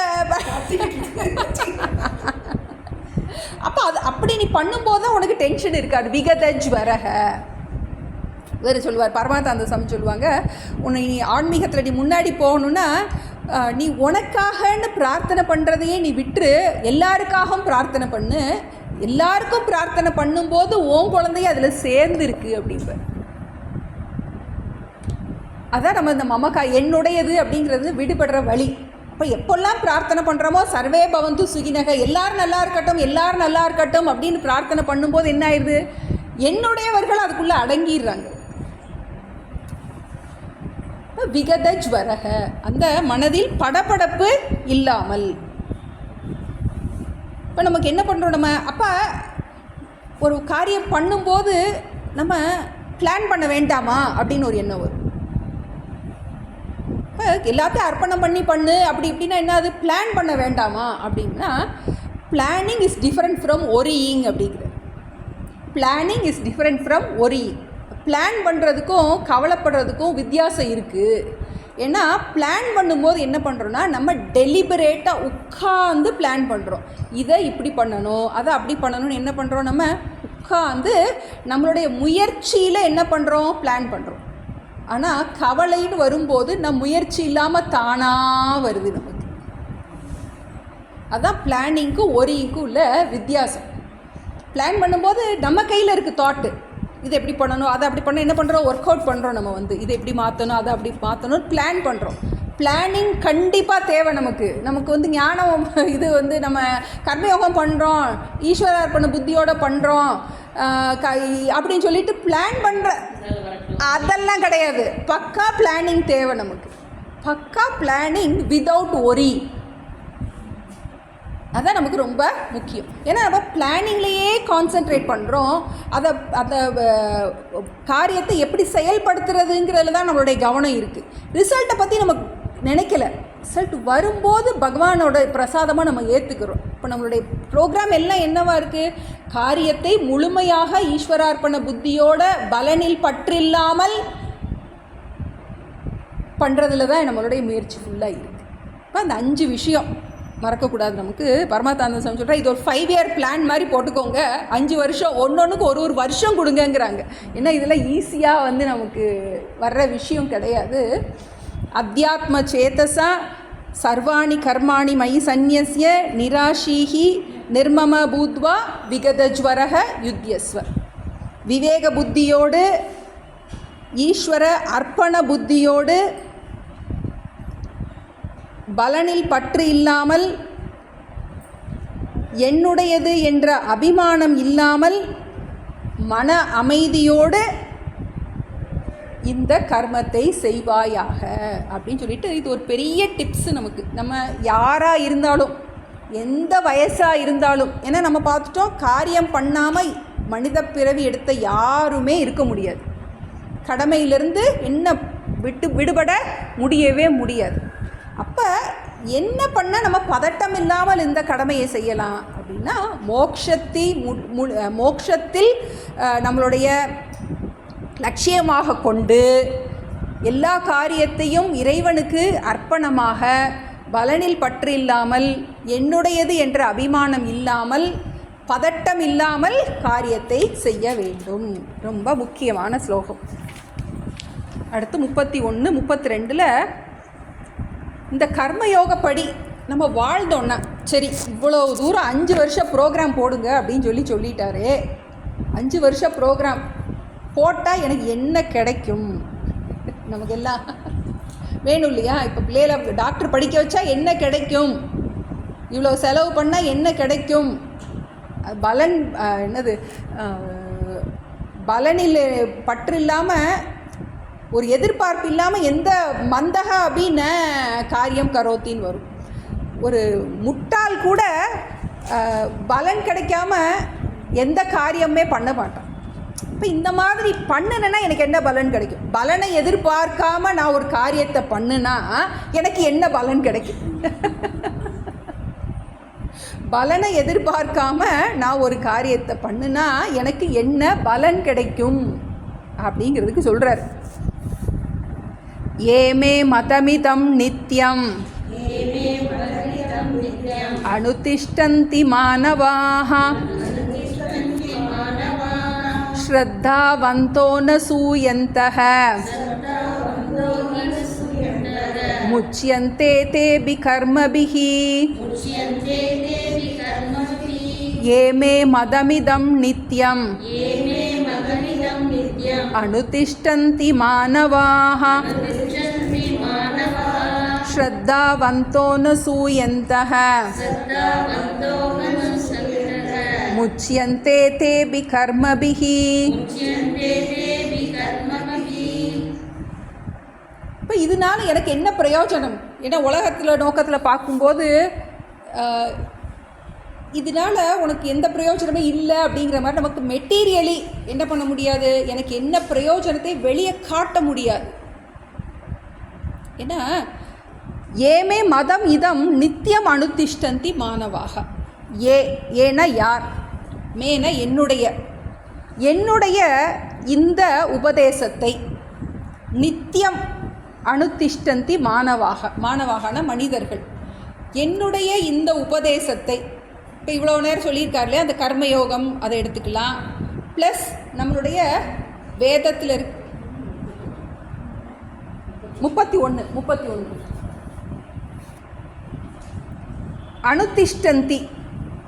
அனுதிஷ்டந்தினா இடைவிடாமல் பின்பற்றுகின்றார்கள். எதை? இந்த கர்மயோகத்தை. இந்த கர்மயோகம் பண்ணனா நமக்கு புண்ணிய பாபத்தில் நமக்கு நம்பிக்கை வேணும். ஏன்னா நம்ம கர்மயோகத்தில் முக்கியமாக நமக்கு கிடைக்கின்றது புண்ணியந்தான் அதிகமாக கிடைக்கின்றது. நம்ம எவ்வளோ பேங்க் பேலன்ஸ் இருக்கோ, நம்ம என்ன நினைக்கிறோன்னா நமக்கு எவ்வளோ பேங்க் பேலன்ஸ் இருக்கோ அதையும் நம்மளுடைய நிம்மதியை ஈக்குவேட் பண்ணிக்கிறோம். நம்ம அதான் மாயையோட மகிமை. பாஸ்புக் எடுத்து பார்த்துக்கிறோம் நம்ம, அதுதான் நமக்கு செக்யூரிட்டி கொடுக்கும்னு நினைக்கிறோம். அதுதான் நம்ம பண்ணுற தப்பு. பகவான் அங்கே தான் ஆப்பு வைக்கிறார் நமக்கு. ஏன்னா நமக்கு எவ்வளவு பணம் இருக்கோ பணத்துக்கு தக்கபடி நிம்மதி கிடைக்கும். நம்ம உலகமே அதை தான் நினச்சிக்கிட்டு இருக்குது, மெட்டீரியலிஸ்டிக். ஆனால் இப்போ கர்மயோகத்தின் மூலமாக நம்ம என்ன சம்பாதிக்கிறோம்? புண்ணியம் சம்பாதிக்கிறோம், ஒரு அதிருஷ்டத்தை சம்பாதிக்கிறோம். திருஷ்டம்னா பார்க்கறது, அதிருஷ்டம் கண்ணுக்கு தெரியாத ஒரு புண்ணியத்தை சம்பாதிக்கின்றோம். அப்போ இதன் மூலமாக, இந்த வாழ்க்கை முறை மூலமாக, ஏன்னா நிறைய தர்மசாஸ்திரங்கள் சொல்லியிருக்கு. வந்து பொய் சொல்லாத, திருடாத, பிறருக்கு உதவி செய்யி, பொறுமையாயிரு, கோபப்படாத, இந்த மாதிரி நிறைய நமக்கு என்ன சொல்லியிருக்கு? தர்மசாஸ்திரங்களில் நிறைய சொல்லப்பட்டிருக்கு. இப்போ கர்மயோகத்தில் பகவான் இதுதான் சொல்லிகிட்டு இருக்கார் நமக்கு. பிறருக்கு வழங்கு, பிறரிடம் எல்லாத்தையும் என்ன கை நீட்டி அவர்கிட்ட அபகரிப்பவனாக இருக்காதே, வழங்குபவனாக இரு. இப்போ இதில் நமக்கு ஸ்ரத்தாவந்தக, ஸ்ரத்தான்னு ஒரு பதத்தை கொடுக்குறார். ஸ்ரத்தைனா நம்பிக்கை, ஃபெய்த். இதில் யார் நம்புகிறாங்களோ, யார் இந்த பகவானுடைய வார்த்தையை நம்புகிறாங்களோ, உன்னுடைய நிம்மதிக்கு பணத்தினால நீ நிம்மதியை வாங்க ஒரு நாளும் முடியாது, உறவுகளால் நிம்மதியை ஒரு நாள் வாங்க முடியாது, அதுக்கு தேவை புண்ணியம் அப்படின்னு யாருக்கு ஸ்ரத்தை இருக்கோ, இந்த கர்மயோகம் பண்ணுறதுனால நீ பலனை எதிர்பார்க்காம கடமையை செய்வதால் என்ன பலன் கிடைக்கும்? அதான் கேள்வி நம்ம போட்டோம். இது மேலான பலன் உனக்கு கிடைக்கும். இந்த பலனை நீ யார்கிட்டையும் காட்ட முடியாது. ஒரு நகை வாங்கினோன்னா எல்லார்ட்டையும் காட்டலாம், ஒரு சேலை வாங்கினோன்னா காட்டலாம், ஒரு வீடு கட்டினோம்னா எல்லாரையும் கூப்பிட்டு நெய்பர்ஸ் என்வி ஓனர்ஸ் ப்ரைடுன்னு அந்த கால ஓனிடா டிவிக்கு அட்வர்டைஸ்மெண்ட், அண்டை வீட்டுக்காரரின் பொறாமை வீட்டில் பெருமை அப்படின்னு, சொந்தக்காரரின் பெருமைன்னு அந்த கால ஒரு அட்வர்டைஸ்மெண்ட் வரும். இதெல்லாம் மெட்டீரியலிஸ்டிக் வேர்ல்டில் தான் நமக்கு இந்த பொருளாதாரத்தை மையமாக வைத்த அந்த வாழ்க்கையில் தான் இதை காட்ட முடியும் நமக்கு. இப்போ பகவான் என்ன சொல்கிறாரு? உன்னுடைய பணத்துக்கும் நிம்மதிக்கும் ஸ்தான பிராப்தியே கிடையாது. மொட்டத்தலைக்கும் முழங்காலுக்கும் முடிச்சு போட்டது மாதிரி உனக்கு தேவை மேலான புண்ணியம்தான் உனக்கு தேவை. இந்த புண்ணியத்தின் மூலமாகத்தான் நீ என்ன பண்ண முடியும்? ஒரு நிம்மதியான வாழ்க்கையை நீ அடைய முடியும். வாழ்க்கையில் இதான் நடந்துட்டுருக்கு. இப்போ எல்லாருமே பொருளை தேடி தேடி பிறந்த உடனே என்ன பண்ணிடுறோம்? நம்ம பிள்ளை என்ன படிக்கணுங்கிறத டிசைட் பண்ணிடுறோம். பிறந்த உடனேயே என்ன படித்தா என்ன கிடைக்கும், கடைசியில் எல்லாம் கிடைக்குது, ஆனால் நிம்மதி மட்டும் இல்லை. உலகமெல்லாம் அதான் நம்ம பார்த்துட்ருக்கோம். பணம் வந்துட்டால் நிம்மதியாக இருக்கும்னு நினைக்கிறோம், ஆனால் பணம் வந்ததுக்கப்புறம் உள்ள நிம்மதியே போயிடுச்சிங்கிறத நிறையா இடங்கள்ல நம்ம பார்க்குறோம். இப்போ நமக்கு பணத்துக்கும் நிம்மதிக்கும் ஈக்குவேஷன் போடவே முடியாது. அதனால ஸ்ரத்தாவந்தக, இதை நீ புரிந்து கொண்டு, கிருஷ்ணருடைய உபதேசத்தை புரிந்து கொண்டு, நீ பணத்திற்காக வாழ்க்கையை அர்ப்பணம் பண்ணாமல் மோட்சத்திற்காக மேலான அந்த நிம்மதிக்கு நீ உன்னை அர்ப்பணிச்சினா ஸ்ரத்தாவந்தக அனசூயந்தக. அசூயானா பிறரை குறை சொல்வது, அதாவது நல்லா இருக்கிறதை குறை சொல்கிறதா அசூயா. அனசூயானா அந்த குணம் இல்லாமல் இருக்கின்றது, அந்த குறை சொல்கிற குணம் இல்லாமல் இருக்கின்றது. நம்மளே பார்ப்போம், சில பேர் எவ்வளோ நல்லா இருந்தாலும் நல்லவங்கள பார்த்து கூட ஏதாவது சொல்லிக்கிட்டே இருப்பாங்க. எதுக்காக சொல்ல வர்றாருன்னா, இந்த கீதையை யார் குறை சொல்லுகின்றார்களோ, ஏன்னா கீதை ஒரு மேலான சாஸ்திரமாக இருக்குது. ஏன்னா இதை என்ன பண்ணுவாங்க, நிறைய பேர் உனக்கெல்லாம் எதுக்கு, இப்போ எதுக்கு கீதைக்கெல்லாம் நீ எதுக்கு போகிற அப்படிம்பாங்க. அது படித்து உனக்கு என்ன கிடைக்கும் அப்படிம்பாங்க. எதனால? ஆமாம், படிக்கணும் அப்படிம்பாங்க. இதெல்லாம் வயசான காலத்தில் படிக்கிறது, நீ எதுக்கு இப்போ போகிற அப்படிம்பாங்க. எதனால? ஸ்ரத்தை இல்லை அவங்களுக்கு. ஆனால் யாருக்கு ஸ்ரத்தை இருக்கோ, இதில் குறை காணாமல் இருக்கின்றார்களோ, பகவான் சொல்லியிருக்காரு. ஏன்னா இப்போ நமக்கு இருக்கிறதுலே டவுட் வந்துடும், நிஜமாவே கர்மயோகம் பண்ணுனா நமக்கு ஞான யோகத்துக்கு போக முடியுமா அப்படின்னு என்ன வரும்? டவுட் வரும். அதனால தான் ஸ்ரத்தைங்கிற ஒரு வார்த்தையை கொடுக்குறாரு. ஸ்ரத்தைனா ஃபெய்த், முழு நம்பிக்கை. இப்போ நம்ம ஒரு பாதையில் போகிறோம், இப்போ எல்லாம் ஜிபிஎஸ் போட்டு தான் நம்ம வண்டியெலாம் ஓட்டுறோம். இங்கேருந்து ஏதோ தெரியாத இடத்துக்கு நம்ம போக வேண்டியது இருக்குது. என்ன பண்ணுறோம்? ஜிபிஎஸ் ஓப்பன் பண்ணிடுறோம்.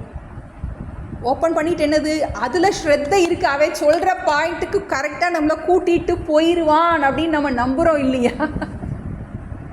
அதே மாதிரி டாக்டர் மருந்து எழுதி கொடுக்குறாரு, அந்த மருந்து என்ன மருந்து டபக்குன்னு போட்டுரும். அது எப்படி என்ன வேலை பார்க்குது என்னன்னு என்ன தெரியாது நமக்கு. அந்த டாக்டர்கிட்ட என்ன இருக்குது நமக்கு? ஸ்ரத்தை.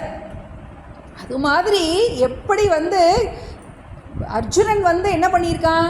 கிருஷ்ணரை சாரதியாக வச்சுருக்கான். சாரதினா என்னது? தன்னுடைய டிரைவர், தன்னுடைய வாழ்க்கைக்கு டிரைவராக வச்சுருக்கான். அது மாதிரி யாரெல்லாம் நம்ம கிருஷ்ணரை கூடிய வார்த்தை, கிருஷ்ணரை யாருக்கு நம்மளுடைய வாழ்க்கைக்கு டிரைவரை வச்சுக்க போகிறோமோ, வாழ்க்கைக்கு அவருடைய வாழ்க்கையை நம்ம முழுமையாக ஏற்றுக்கொள்ளப் போகின்றோமோ, அதில் ஸ்ரத்தை யாருக்கு இருக்கின்றதோ அவர்கள் முச்சியந்தே தேபி கர்மபிகி, முச்சியந்தேன விடுதலை அடைகின்றார்கள், முழுமையாக எல்லா துக்கத்திலிருந்தும் விடுதலை அடைகின்றார்கள், பிறவியிலிருந்து விடுதலை அடைகின்றார்கள். 2, நமக்கு இந்த உலகத்தில் நம்ம உயிரோடு இருக்கும்போது நம்ம துக்கத்திலிருந்து முழுமையாக விடுபடுகின்றோம். 2வது பிறவி இல்லை. 2 விஷயம் நமக்கு. ஏன்னா நமக்கு தெரியும் இப்போ எந்த காசு இங்கே செல்லும்னு தெரியுது. இந்த பணம் ஒர்க் அவுட் ஆகாது, நிம்மதிக்கு என்ன பண்ண முடியாது, இந்த பணம் 1000 ரூபா நோட்டோ என்னனோ தங்கமோ வைரமோ என்னமோ என்ன பண்ண முடியாது, நம்ம நிம்மதிக்கு கொடுக்க முடியவே முடியவே முடியவே முடியாது. இதுக்கு தேவை புண்ணியம்.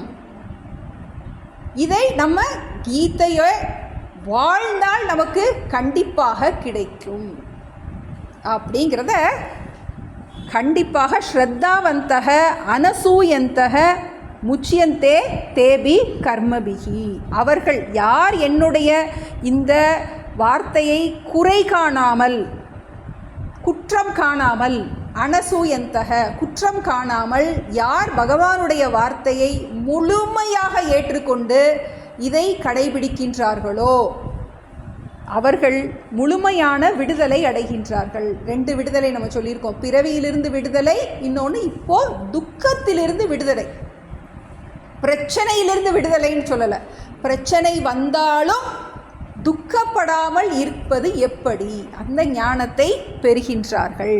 இப்போ ஞானியை பற்றி சொல்லிட்டார். பலனை எதிர்பார்க்காமல் நாம் கர்மயோகம் பண்ணினால் கிடைக்கும் பலன் அப்படின்னு இந்த ஸ்லோகத்தை போட்டுக்கணும். நமக்கு என்ன கிடைக்க போகுது அப்படின்னா 2 விஷயம். கேரண்டி கார்டு கொடுத்துருக்காரு இது பகவானோடைய கேரண்டி, மோடி கேரண்டிங்கிறாங்க. அது இது என்னது, கிருஷ்ணருடைய கேரண்டி. யார் பகவானை தன்னுடைய சாரதியாக எடுத்துக்கிறாங்களோ, தன்னுடைய வாழ்க்கைக்கு பயணத்துக்கு தன் வாழ்க்கை தேரை ஓட்டுபவனாக யார் எடுத்துக்கிறாங்களோ, முழுமையாக யார் இந்த கீதையை வாழ்கின்றார்களோ அவர்கள் கண்டிப்பாக எல்லா துக்கத்திலிருந்தும் வெளிவருவார்கள் அப்படின்னு சொல்லிட்டார். அடுத்து 32 இது எதிர்மறையில் சொல்கிறார். அம்மா சொல்லுவா படி படி படி படின்னு சொல்லுவா, படிக்கலைன்னா அப்படின்னு சொல்லுவா இல்லையா, அது மாதிரி யார் இதை கேட்கலையோ, சொன்னோடி கேட்கலையோ, கிருஷ்ணர் சொல்கிறத ஏற்றுக்கிடலையோ அவங்க என்ன பண்ண போகிறாங்க அப்படிங்கிறத சொல்கிறார். 32 ஏ த்வே ததப்யசூயந்தஹ நானுதிஷ்டந்தி மே மதம் சர்வஜ்ஞான விமூடாம்ஸ்தான் வித்தி நஷ்டான சேதசஹ. ये त्वे ददभ्यसूयन्तः नानुतिष्ठन्ति मे मतं सर्वज्ञानविमूढांस्तान् विद्धि नष्टान சேதசஹ. பகவான் சொன்ன அந்த கர்மயோகத்தின் படி வாழலைன்னா நமக்கு என்ன குறை உண்டாகும் அப்படின்னா, ஏத்தத் அபியசூயந்தக, ஏன்னா எவர்கள் ஏத்தத் இந்த உபதேசத்தை, இந்த தர்மசாஸ்திரம் தத்துவசாஸ்திரம் 2ஐயும், பகவான் கூறிய தர்மசாஸ்திரம் தத்துவ உபதேசம் 2ஐயும் அபியசூயந்தக, அசூயந்தகனா குறை சொல்பவர்கள், இதை என்ன பண்ணுறாங்க, இதெல்லாம் இந்த காலத்துக்கு ரெலவெண்ட்டே கிடையாது அப்படிம்பாங்க. இந்த காலத்தில் இப்படி இருந்தால் பிழைக்கவே முடியாது, நீலாம் இப்படிலாம் இருந்தால் என்ன பண்ணி பிழைக்கவே முடியாது, பிழைக்க தெரியாதவளாக இருக்கியே அப்படிம்பாங்க. இந்த மாதிரி இதில் நம்பிக்கை இல்லாதவர்கள். ஏன்னா இது ஒரு ஈஸி வே கிடையாது, ஃபாஸ்ட் ஃபுட்டு மாதிரி ஃபாஸ்ட்டாக நமக்கு உடனே என்ன கிடையாது, இதனுடைய ரிசல்ட் உடனே தெரியாது. காலப்போக்கில் தான் என்ன தெரியும் நமக்கு, கொஞ்சம் கொஞ்சமாக தான் இதனுடைய ரிசல்ட் நமக்கு புரிய தொடரும். இன்னொன்று, இந்த ரிசல்ட்டை நம்ம வந்து யார்கிட்டையும் பகிரங்கமாக சொல்ல முடியாது. அது வீடாவோ வாசலாவோ ஒரு பொருளாவோ நமக்கு என்ன பண்ண முடியாது, இதை நம்ம யார்கிட்டையும் காட்ட முடியாது. இது வாழ்ந்தவங்களுக்கு தான் இதனுடைய சுவை தெரியும். ஏன்னா வெளியில் அவங்க வந்து மெட்டீரியலிஸ்டிக்லி ஃபெயிலியராக கூட இருக்கலாம். வாழ்க்கையில் பார்க்கும்போது அவங்க மற்றவங்க மாதிரி வீடு வாசல் நிறையா இல்லாமல் இருக்கலாம், அவங்களுக்கு வேறு வாழ்க்கையில் பிரச்சனைகள் நிறையா இருக்கலாம். ஆனால் அவங்க உள்ளே எப்படி இருக்குங்கிறது யார்கிட்டையும் திறந்து காட்ட முடியாது. இன்னொன்று, இதை நம்ம அனுஷ்டானம் பண்ண தான் இதனுடைய சிறப்பு நமக்கு தெரியும். அதனால் அவர் என்ன சொல்கிறாரு, ந அனுதிஷ்டந்தி மே மதம். மதம்னாலே கருத்து, மதம்னா கருத்து. இந்த மதம் அந்த மதம் சொல்கிறோம் இல்லையா, மதம்ங்கிறது ஒரு சம்ஸ்கிருத வார்த்தை. என்னுடைய கருத்து, மே மதம் என்னுடைய கருத்து. ந அனுதிஷ்டந்தி, யார் இதை பின்பற்றவில்லையோ, யாருக்கு இதில் நம்பிக்கை இல்லையோ, பலனை எதிர்பார்க்காம யார்கிட்ட எதை எதிர்பார்க்காத எல்லாருக்கும் கொடுத்துக்கிட்டே இரு அப்படின்னு சொன்னால் யார் ஏற்றுக்குவாங்க வந்து? இப்போ யார் இதை புரிந்து கொள்ளாமல் இருக்கின்றார்களோ அவர்களுக்கு சர்வஞான விமூடாம்ஸ்தான் வித்தி நஷ்டான் அச்சேதசக. வித்தி அறிவாயாக. என்ன அறிவாயாக? சர்வஞான விமூடாம்ஸ்தான், அவர்கள் முட்டாள்களாக இருக்கின்றார்கள். என்ன முட்டாள்களாக இருக்கின்றார்கள்? பணத்தினால நிம்மதி கிடைக்குங்கிற முட்டாளாக இருக்காங்க. பணம் கிடைச்சிட்டா வாழ்க்கையில் எல்லாமே கிடைச்சிரும் அப்படிங்கிற முட்டாள்களாக இருக்கின்றார்கள். எல்லா துறையிலும் சர்வஞான விமூடாம்ஸ்தான். அவங்களுக்கு தர்மம் கிடையாது, எப்படி வேணாலும் வாழலாம் அப்படின்னு என்ன பண்ணுறாங்க? அதன் காரணமாக என்ன செய்கிறாங்க? அவங்க மேலும் மேலும் பாவத்தை சம்பாதிக்கின்றார்கள். இந்த பிறவியில் இப்போ அவங்க நல்லா இருக்கிறது மாதிரி தெரியும், ஆனால் அவங்களுக்கு என்ன தெரியல, புண்ணிய பாபத்தில் நம்பிக்கை இல்லை. இன்றைக்கி நம்ம நல்லா இருந்தோன்னா நாளைக்கு நம்ம நல்லா இருப்போம். இன்றைக்கி நம்ம தப்பு பண்ணோன்னா நாளைக்கு எப்படி இருப்போம் தெரியாது. அதில் நம்பிக்கை வர்றது ரொம்ப ரொம்ப ரொம்ப ரொம்ப கஷ்டம். ஏன்னா கண்ணுக்கு தெரியுது நமக்கு அக்கிரமம் பண்ணுற நல்லா இருக்கான்னு பார்க்குறோம். அப்போ என்ன நினைப்போம்? யாருக்கு நல்லா இருக்கணும், நல்லா நேர்மையாக இருக்கணும்னு தோணும். இது சூக்ஷ்மமாக இருக்குது. அதனால தான் பகவானுடைய வார்த்தையில் என்ன பண்ணுறோம், நம்ம ஸ்ரத்த வைக்க வேண்டும். சர்வஞான விமூடாம்ஸ்தான் வித்தி நஷ்டான் அச்சேதசக. அச்சேதசகனா புத்தியை பயன்படுத்தாதவர்களாக. நஷ்டான், எதை நஷ்டம் பண்ணுறாங்க? இந்த மனித வாழ்க்கையே நஷ்டம் அடைகிறார்கள். ஏன்னா மேலான பிறவி கிடச்சிருக்கு. ஏன்னா இந்த மனுஷ பிறவிக்கு மட்டும்தான் சிந்திக்கிற சக்தி இருக்குது. இந்த மனுஷ பிறவியில் மட்டும்தான் மோட்சத்தை அடைய முடியும். இந்த மனுஷ பிறவியில் மட்டும்தான் நம்ம பக்தி செய்ய முடியும். மனுஷ பிறவியில் மட்டும்தான் சேவை செய்ய முடியும். இதெல்லாம் இந்த பிறவியில் மட்டும்தான் நமக்கு கிடச்சிருக்கு. ஆனால் அப்படி இல்லாமல் நீ சுயநலமாக வாழ போகிற, கர்மயோகம் பண்ணாமல் நான் என்னதுன்னு அக்கிரமம் பண்ணிட்டு இருக்க போகிற அப்படின்னா இந்த பிறவியையே நாசம் பண்ணினவனாக ஆவான். யாருக்கு இந்த பகவானுடைய வார்த்தையில் ஸ்ரத்தை இல்லையோ அவன் மனித பிறவியவே என்ன செய்கிறான்? நஷ்டம் பெற்றவனாக ஆகிவிடுவான். இந்த ராமகிருஷ்ணர் ஒரு கதை சொல்லுவார். ராத்திரி நேரத்தில் படகுல போய் உட்காந்துட்டு துடுப்பு போட்டுக்கிட்டே இருந்தானா. காலையில் எந்திரிச்சு பார்த்தா படகு அந்த இடத்துல இருந்துச்சான். என்னென்னா நங்கூரை உள்ளே மாட்டி இருந்துச்சு, அவன் எடுத்தே விடலையான். அது மாதிரி நமக்கு கோலே தெரியாமல் வேலை பார்க்குறோம் பார்த்துக்கிட்டே இருந்திருக்கோம் வந்து. ஆனால் நிம்மதி அங்கேயே நிற்கிது வந்து. 1% கூட என்ன பண்ண மாட்டேங்குது, முன்னாடி போக மாட்டேங்குது. நிம்மதியாக இருக்கோன்னு ஒரு நாளும் சொல்ல முடியல நமக்கு. இப்போ அது மாதிரி பிறவியையே வீணடித்தவராக ஆகி விடுகின்றார்கள். ஏன்னா நமக்கு பிறவி கொடுக்கப்பட்டது எதுக்குன்னு தெரியணும். அதனால அத்தியாத்ம சேதஸா பார்த்தோம். ரொம்ப முக்கியமானது. நமக்கு அந்த லைஃபோடைய லட்சியம் நமக்கு தெரியணும். எதுக்காக பிறந்தோம்? ஓகே ரைட்டு, குடும்பம் இருக்குது, அதுக்காக எதையும் நம்ம விட்டுட்டு போக சொல்லலை. ஆனால் இந்த கடமையை நாம் சரியான வகையில் நாம் பயன்படுத்தணும்னா இதை வச்சே என்ன பண்ணலாம்? நமக்கு கர்மயோகத்துக்குள்ளே போய் நம்ம ஞான யோகத்தை அடைய முடியும். வித்தி நஷ்டான் அச்சேதசக. ஏன்னா நேர்மையாக வாழ்ந்தால் தான் வாழ்க்கையோட லட்சியம் புரிய தொடங்கும். நமக்கு நேர்மையாக வாழ்கிறதுனால பொருளாதாரம் பெருசாக வராமல் இருக்கலாம் நமக்கு. ஆனால் காலப்போக்கில் என்ன ஆகும்னா அந்த வாழ்க்கையினுடைய லட்சியம் புரிய தொடங்கும். இது நமக்கு ரொம்ப சூக்ஷ்மமான விஷயம். இது வாழ்ந்து, அதனால தான் ஸ்ரத்தாங்கிற பாதத்தை போடுறாரு. ஸ்ரத்தைங்கிறது என்னது, இப்போ என் கையில் கிடைக்கல, ஆனால் நாளைக்கு நான் நல்லா இருப்பேன் அப்படிங்கிறதுக்கு அந்த கேரண்டி கொடுத்துருக்காரு. இப்போ இந்த பகவானோட இந்த வார்த்தை, இது ரெண்டும் நமக்கு ரொம்ப முக்கியமான ஸ்லோகங்கள். நமக்கு இந்த கர்மயோகத்தினால் நமக்கு என்ன கிடைக்க போகின்றது, இந்த கர்மயோகம் பண்ணலைன்னா என்ன கிடைக்காது நமக்கு. கர்மயோகத்தினால் நாம் முழுமையாக வாழும்போது நிம்மதியாக இருக்கோம். இந்த பிறவி முடிஞ்சதுக்கப்புறம் பிறவி சுழல்லேருந்து நம்ம விடுபடுகின்றோம்.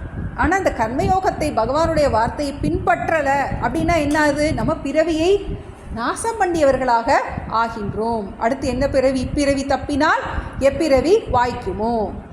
இன்னொன்று, நம்ம பொருளாதாரத்தையும் நிம்மதியை ஈக்குவேட் பண்ணி வச்சுருக்கோம் நம்ம. அது ரொம்ப தப்பு. அதுதான் நமக்கு கர்மயோகத்தில் கிடைக்கின்ற, நமக்கு இந்த வெளியில் பாஹ்யமான சுகங்களையும் நம்மளுடைய செயல், நம்மளுடைய கடமையும் என்ன பண்ணிட்டோம், லிங்க் பண்ணி வச்சுருக்கோம் நிம்மதியை நம்ம. இப்போ பாஹ்யமான இந்த புலனின்பத்தினால் நமக்கு முழுமையான நிம்மதி கிடையவே கிடையாது அப்படிங்கிற அந்த உண்மை புரிய தொடங்கின்றது. இந்த பகவானுடைய வார்த்தையை நம்ம ப்ராக்டிஸ் பண்ண இதனுடைய வாழ்க்கை முறையை நம்ம கர்மயோகமாக வாழ தொடங்கும் போது நமக்கு ஞான யோகத்திற்குரிய தகுதி கிடைக்கின்றது. ரொம்ப முக்கியமான ஸ்லோகங்கள், இன்னைக்கு படித்த 3 முக்கியமான ஸ்லோகங்கள். சாண்டிங் பண்ணிடுவோம். மயி சர்வாணி கர்மாணி சந்நியஸ்யாத்யாத்ம சேதசா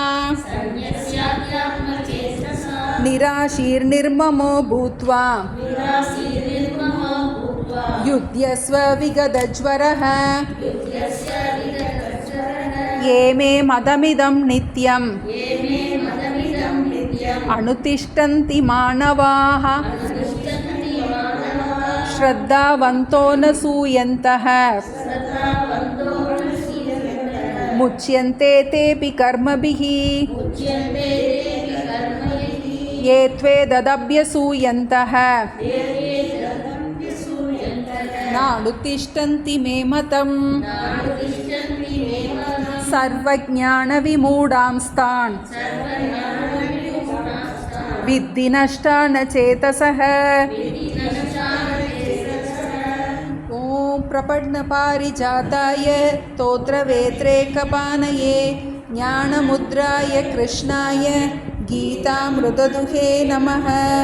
ॐ सर्वे भवन्तु सुखिनः, सर्वे सन्तु निरामयाः, सर्वे भद्राणि पश्यन्तु, मा कश्चित् दुःखभाग् भवेत्। ॐ शान्ति शान्ति शान्तिः। हरिः ॐ सर्वं कृष्णार्पणमस्तु।